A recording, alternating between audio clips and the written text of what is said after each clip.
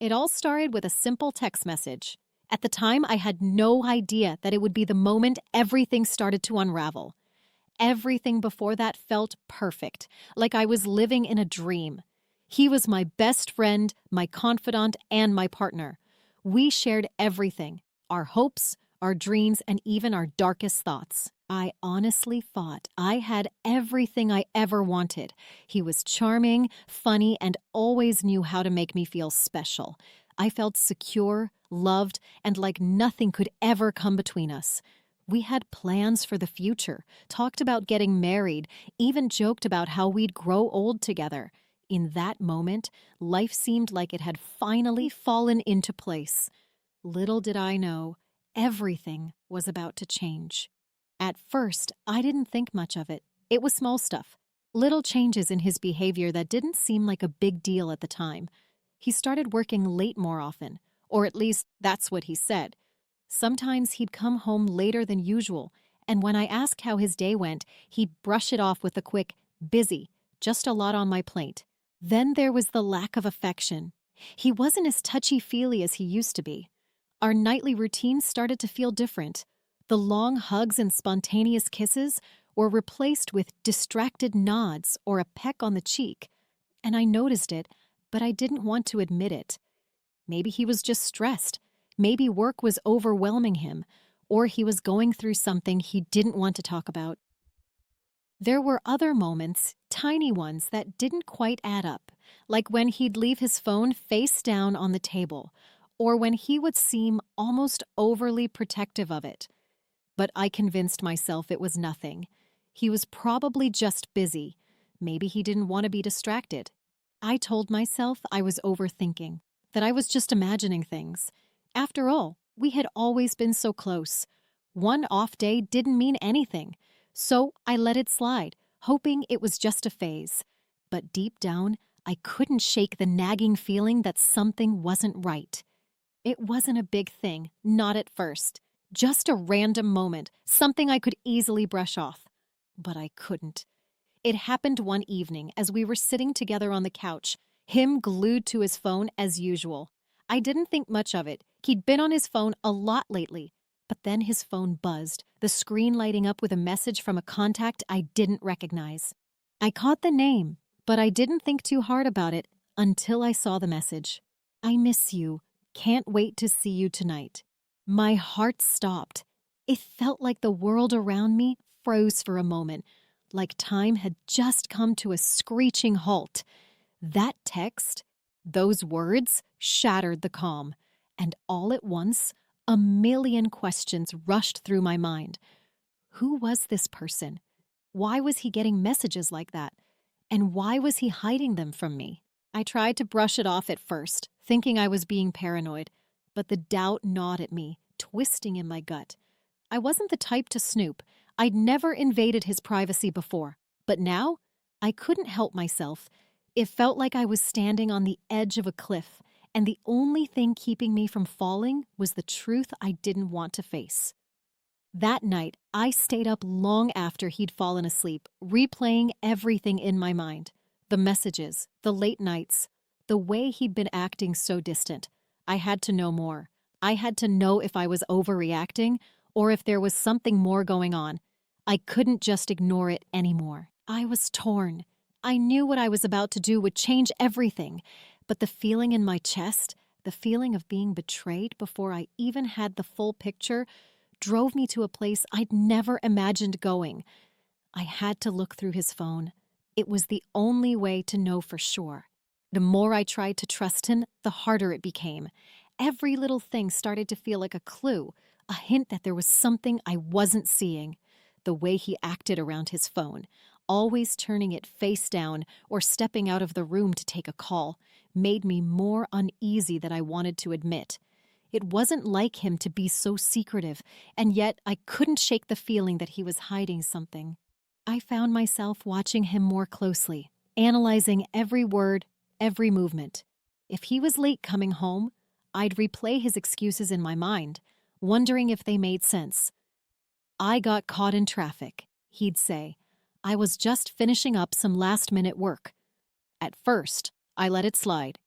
but the more he repeated them, the more elaborate they seemed, almost as if he was trying too hard to make me believe him. And then there was the way he smiled when he looked at his phone. It wasn't the same smile I used to get. It was different, secretive, like there was something he didn't want me to see. I hated myself for noticing it, but the more I tried to ignore it, the more it gnawed at me. It was like a puzzle that was slowly taking shape, and each new piece only made the picture darker. Eventually, I couldn't stand it any longer. I had to know. But I didn't have enough to confront him directly. It wasn't like I had proof, just the feeling that something wasn't right. So I tried to test the waters, to see if I could get him to slip up without being too obvious. One night, as we were having dinner, I casually brought up the text I'd seen. "Hey, I saw that message from someone the other day. Who was it from?" I tried to keep my voice steady, casual, as though it was just a harmless question. His face faltered for just a second, but then he laughed it off almost too quickly. "Oh, that? Just a friend. Nothing to worry about. It's nothing." His answer was so smooth, so rehearsed, that for a second I almost believed him. But the knot in my stomach tightened. I wanted to trust him. I really did. But something about the way he said it felt off. I smiled back, trying to mask the doubt that was creeping in, but I couldn't shake the feeling that I was being lied to. I wanted to believe him. I told myself I should believe him, but with every passing minute, that feeling of something being wrong only grew stronger. The tension between us was thickening, and I could feel it in the air, even when we were silent. I knew I couldn't keep pretending I didn't see the signs. The doubt had festered long enough, and it was suffocating me. For days, I'd been battling with myself. Should I confront him directly, or just let it go? But every time I looked at him, all I saw were the lies I couldn't prove. My gut told me something was terribly wrong, and I couldn't ignore it any longer. So one night, when he left his phone on the kitchen counter, I did it. I checked it. I wasn't proud of myself, and I never imagined I'd do something like that. But something inside me snapped. I had to know. As soon as I unlocked his phone, my heart began to race. I didn't know where to look first. His messages? His call logs? I felt like I was on the edge of a cliff, waiting to jump. And then I saw it. A thread of messages between him and someone named Laura. My stomach turned as I read through them. "I can't stop thinking about you. Tonight, I need to feel you close." And another one. "I can't wait for the weekend. It's all I can think about." My hands shook as I scrolled. The messages were too intimate, too full of desire, and they went back for weeks. My throat tightened, and for a moment, I couldn't breathe. The room spun, and it felt like the floor dropped out from beneath me.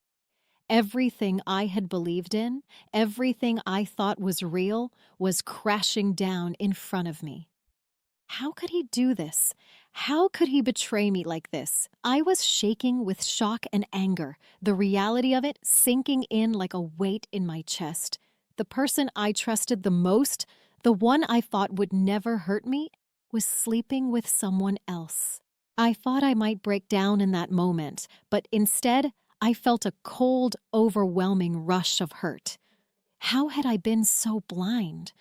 How could I have missed all the signs when they were right in front of me the entire time? I stared at the screen, numb, as if this could somehow all be a mistake, but it wasn't. There was no denying it now. The proof was right there, plain as day, and it felt like my entire world had just shattered into pieces. This section captures the intense emotional Rhea. I waited until he came home, my heart pounding in my chest. Every minute that passed felt like an eternity. I could hardly think straight, but one thing was clear. I wasn't going to let this slide. Not anymore. The phone sat on the kitchen counter, screen facing up. The messages I'd read burned into my mind. I didn't know if I was ready for what was about to happen, but I couldn't keep pretending I didn't know the truth. When he finally walked through the door, I stood up, feeling the weight of everything pressing down on me. My voice felt shaky, but I was done with silence. I threw his phone on the table in front of him. "Explain this," I said, my voice trembling with a mix of anger and disbelief. For a moment, he just stared at the phone, his face going pale. The room was dead silent, the tension thick enough to cut with a knife. He swallowed hard, his eyes darting around like he was trying to find some way to escape the situation. But there was no escape. The truth was staring him in the face. "I don't know what you're talking about," he said, his voice strained. But even as he said it, I could see the way his eyes avoided mine. He knew. He knew I knew. I didn't back down. "Don't lie to me. I saw everything. I read everything." My voice cracked as I spoke, the hurt spilling out uncontrollably. "How could you do this to me? After everything we've been through?" His face twisted into something between frustration and guilt, but there was no remorse, no apology.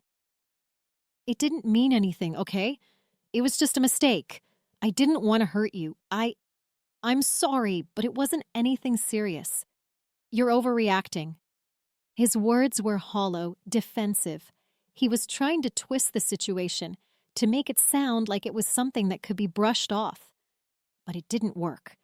The proof was right there, in black and white. He was acting like this wasn't a betrayal, like the person he had been talking to meant nothing. But I knew better. I could see it in the way he avoided my gaze, the way he tried to make excuses instead of owning up to what he had done. I felt a cold rage build inside me.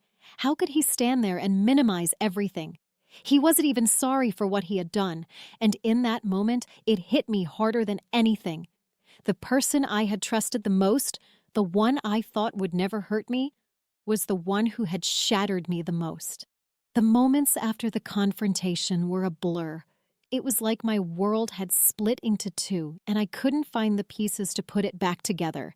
I felt numb, detached from everything around me.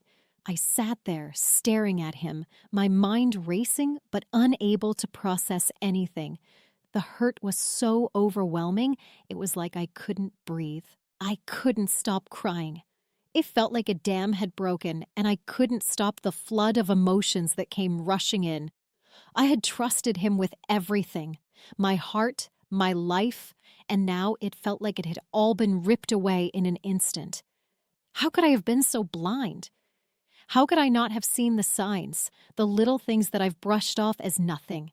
How had I been so stupid? I went to bed that night, the tears still falling, and I couldn't stop thinking about everything, about him, about me, about us. The memories that once made me feel safe now felt like a cruel joke. The love I thought we had, the future we talked about, it was all a lie. It was all nothing but a facade that had come crashing down, and I didn't know how to pick up the pieces. As the days went on, I tried to make sense of everything. I didn't know where to go from here. Could I ever trust him again? Could I ever forgive him for what he'd done? These questions plagued me, gnawing at the back of my mind. But no matter how hard I tried to answer them, the truth was that I wasn't sure. I wanted to believe that we could fix things, that we could rebuild what had been broken. But every time I thought about it, all I could feel was the ache in my chest.